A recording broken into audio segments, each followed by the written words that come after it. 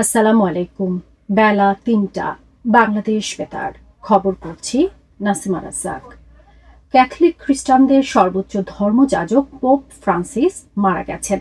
মৃত্যুকালে তার বয়স ছিল ৮৮ বছর। তিনি ভ্যাটিকানের কাসা সান্তা মার্তাতে নিজ বাসভবনে মারা যান। পোপ ফ্রান্সিস ছিলেন রোমান ক্যাথলিক চার্চের প্রথম লাতিন আমেরিকান নেতা। সেন্ট পিটার্স স্কোয়ারে হাজার হাজার ভক্তকে ইস্টারের শুভেচ্ছা জানাতে উপস্থিত হওয়ার একদিন পরই তার মৃত্যু হলো। তার মৃত্যুতে সারা বিশ্বের খ্রিস্টানদের মধ্যে শোকের ছায়া নেমে এসেছে। পোপ ফ্রান্সিসের মৃত্যুতে বাংলাদেশের প্রধান উপদেষ্টা অধ্যাপক ডক্টর মোহাম্মদ ইউনূস গভীর শোক প্রকাশ করেছেন।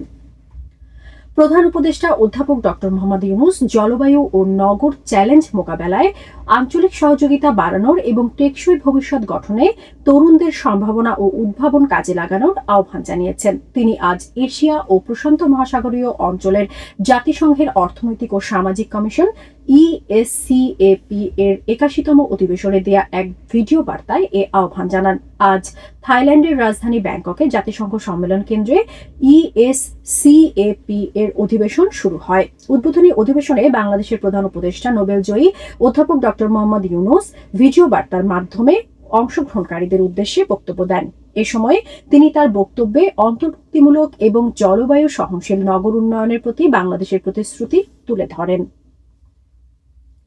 প্রধান উপদেষ্টা অধ্যাপক ডক্টর মোহাম্মদ ইউনূস ৪ দিনের সরকারি সফরে আজ সন্ধ্যায় কাতারের রাজধানী দোহার উদ্দেশ্যে রওনা দেবেন। সেখানে তিনি আর্থনা সামিট ২০২৫-এ যোগ দেবেন।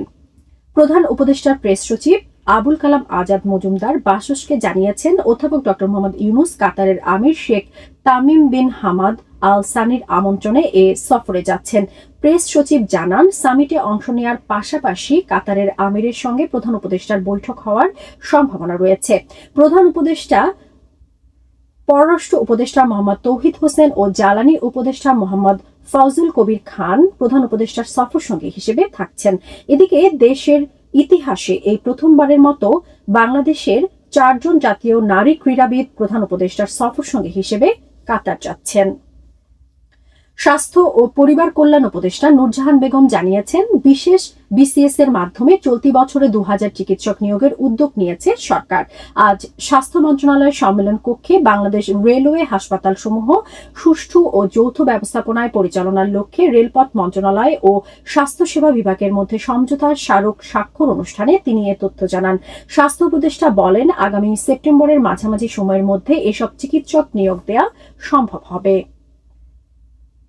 প্রধান উপদেষ্টা অধ্যাপক ডক্টর মোহাম্মদ ইউনূসের কাছে শ্রম সংস্কার কমিশন তাদের প্রতিবেদন জমা দিয়েছে। আজ কমিশনের সদস্যরা আজ দুপুরে রাষ্ট্রীয় অতিথি ভবন যমুনায় প্রধান উপদেষ্টার কাছে এই প্রতিবেদন হস্তান্তর করেন। অন্তর্বর্তী সরকার গত ১৭ই November Bangladesh institute of labour স্টাডিজের নির্বাহী পরিচালক সৈয়দ সুলতান উদ্দিন আহমেদকে প্রধান করে ১০ সদস্যের একটি শ্রম সংস্কার কমিশন গঠন করে। আন্তর্জাতিক অপরাধ ট্রাইব্যুনালের চিফ প্রসিকিউটর তাজুল ইসলাম জানিয়েছেন, জুলাই আগস্টে রাজধানীর চানখারপুলে হত্যাযজ্ঞের তদন্ত শেষ হয়েছে। আজ আন্তর্জাতিক অপরাধ ট্রাইব্যুনালের চিফ প্রসিকিউটর কার্যালয়ে এক সংবাদ সম্মেলনে এ কথা জানান তিনি। চিফ প্রসিকিউটর জানান, চানখারপুল হত্যাযজ্ঞে আসামির সংখ্যা ৮ জন। এতে সাবেক ডিএমপি কমিশনার হাবিবুর রহমানকে প্রধান আসামি করা হয়েছে। প্রাইম এশিয়া বিশ্ববিদ্যালয়ের ছাত্র জাহিদুল ইসলাম পারভেজকে হত্যার ঘটনায় ৩ জনকে গ্রেপ্তার করেছে পুলিশ। গত মধ্যরাতে ঢাকার মহাখালী ওয়ারলেস গেট এলাকায় অভিযান চালিয়ে তাদের গ্রেপ্তার করা হয়। খেলার খবর, ক্রিকেট। সিলেট আন্তর্জাতিক ক্রিকেট স্টেডিয়ামের প্রথম টেস্টের প্রথম ইনিংসে বাংলাদেশের বিপক্ষে দ্বিতীয় দিনের খেলায় এখন ব্যাট করছে জিম্বাবুয়ে। শেষ খবর পাওয়া পর্যন্ত তাদের সংগ্রহ ৬ উইকেটে ২১৩ রান। খেলায় এখন চা বিরতি চলছে। এর আগে গতকাল বাংলাদেশ নিজেদের প্রথম ইনিংসে ১৯১ রানে অল আউট হয়ে যায়। বাংলাদেশ বেতার খেলার চলতি ধারা বিবরণী প্রচার করছে। সবশেষে আবহাওয়া।